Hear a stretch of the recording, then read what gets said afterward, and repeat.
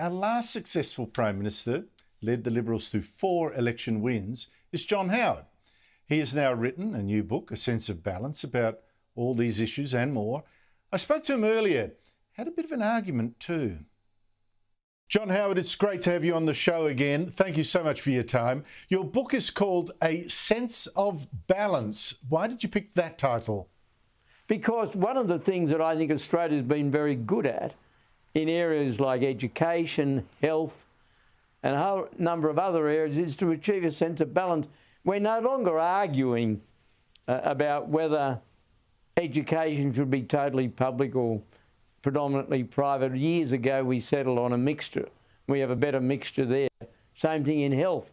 One of the reasons we did well in handling the pandemic was there was a lot of cooperation between the public and private sectors of the health system. Now, I'm not saying things are perfect, but we have achieved a sense of balance. And it was going back to the beginning of European settlement in Australia. One of the great things about this country is that we chose the good features of our British inheritance, the rule of law, the freedom of the press, to some degree sense of humour, and also to some degree our sporting passions, but we rejected the bad bits, the aristocracy, the class distinction, and those things that we decided early on were not fit for purpose. So I think if we continue to have that sense of balance, and when I look at Australia compared with, say, America and Europe, when it comes to social welfare provision, we've got the sweet spot.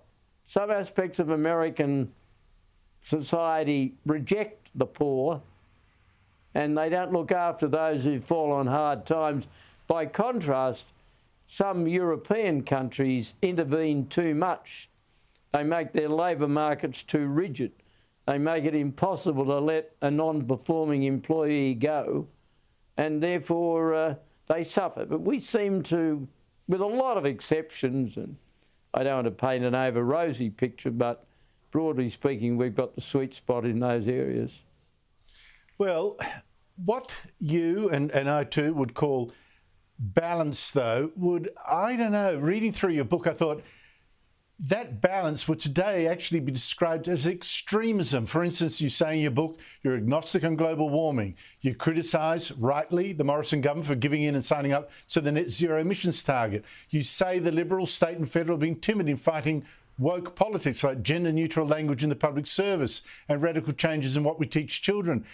But when I was reading all this, I was thinking, well, if the Liberals today fought as you say they should, well, actually, they're terrified they'd be torn apart for being radical reactionaries. Do you think we've lost that sense of balance? Well, I think one could say that, but another interpretation is that on those sorts of issues in recent years, we've been a little timid.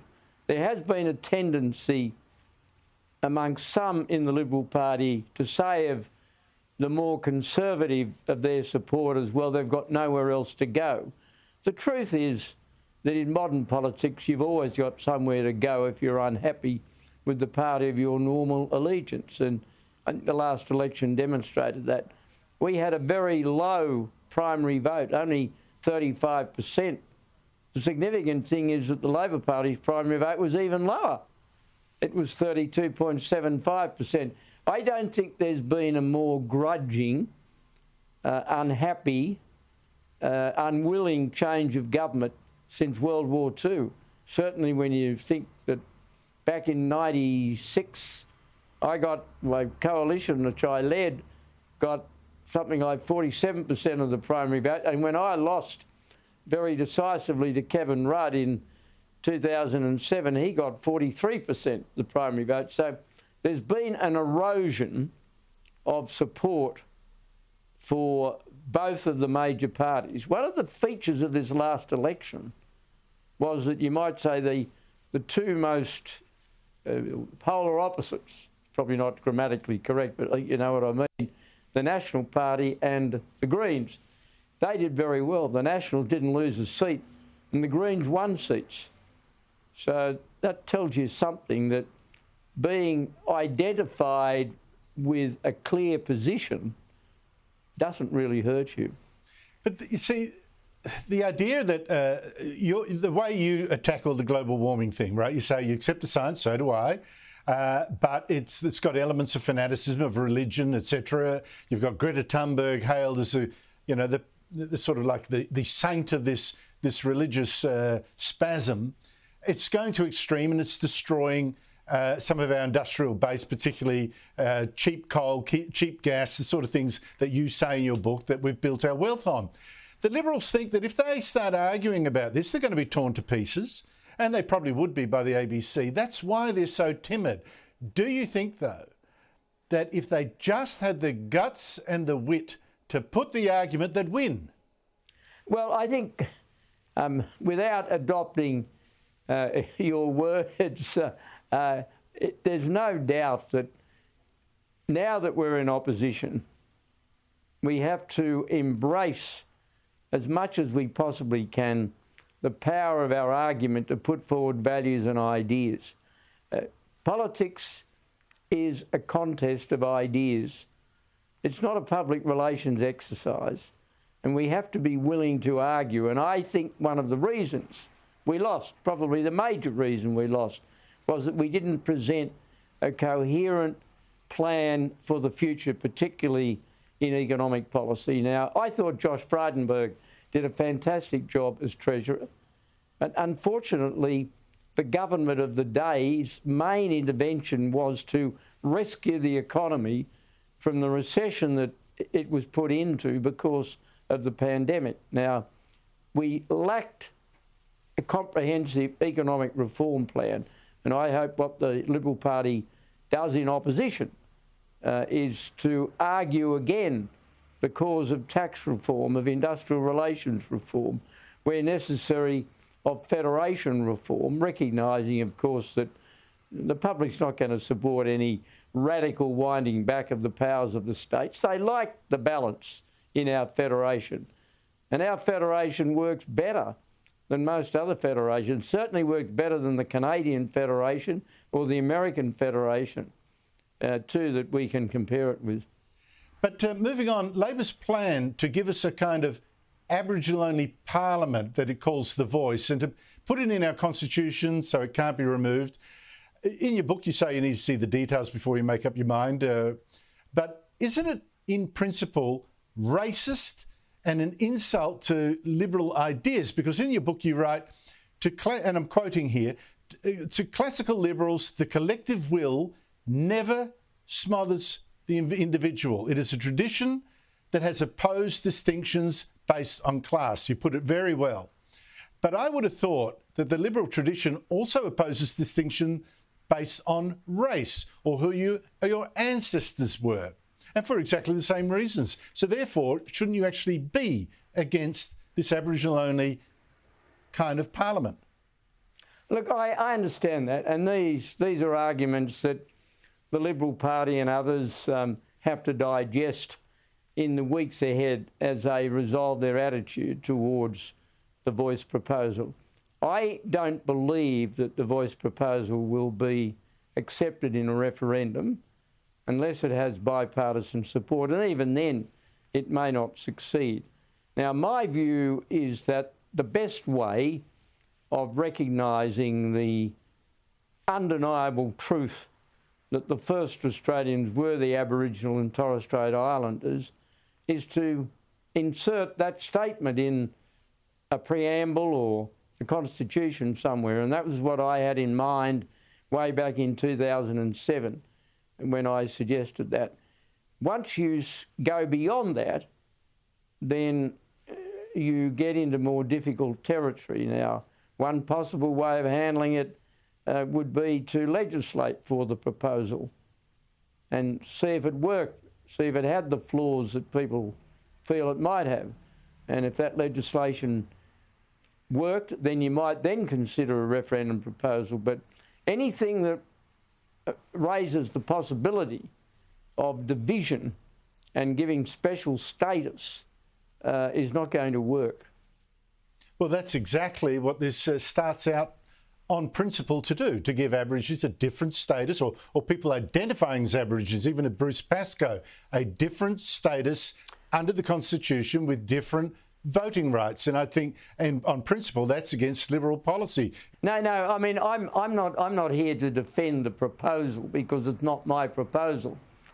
And if I'd have still been in government, which of course I'm not, I wouldn't have put it forward.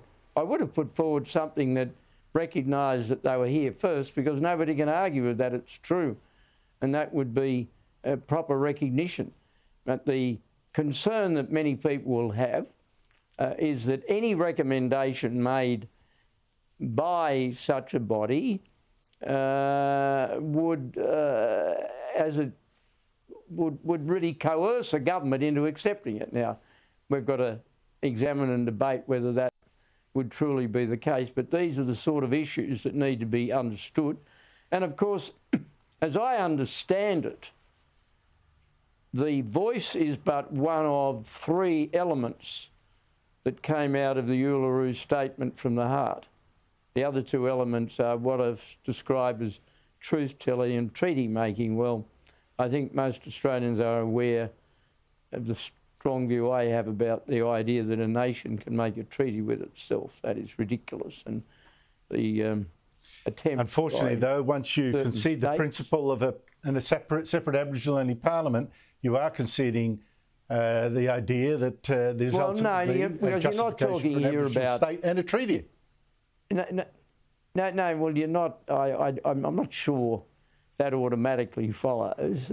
You're talking here about a body that, according to the explanation I've heard from the Prime Minister to date, it would clearly be expressed as subordinate to the Parliament. Now, you can argue about whether that's what it would end up meaning, but that's what he's saying. But there are some people in the coalition who are totally opposed to anything that the government will put up in this area. There are some who are sympathetic to it to a large degree. There are a lot in the middle who have goodwill, who basically think the way in which you have true reconciliation is to improve the lifestyles and opportunities and job prospects of Indigenous Australians. To really echo the words of Senator Jacinta Price, an Indigenous woman herself who's just come into the Senate, who said that she really wants practical things done to reduce domestic violence and the deprivation of women and children in the Northern Territory. She's basically saying to a lot of people, you don't automatically achieve that by fine-sounding words, you achieve it by practical gestures on the ground. I'm glad you finished on by mentioning Jacinta Price. It's funny, isn't it? I think she's the most exciting recruit the Liberals have had for many years. And also to hear from her mouth come sentiments that in large part echo what you have written in this book is really quite something. I think it would be a mistake for people to treat her just, oh, that's just an Aboriginal voice. She is broader. She speaks, I think, for the Liberal tradition. She's much broader than that. I'm so glad that you've put in your book stated some of the things that you believe are in that tradition. John Howard, always a pleasure talking to you. Look, I could have gone on for the whole show. Your book is so fascinating. Thank you so much for your time. Thank you, Andrew.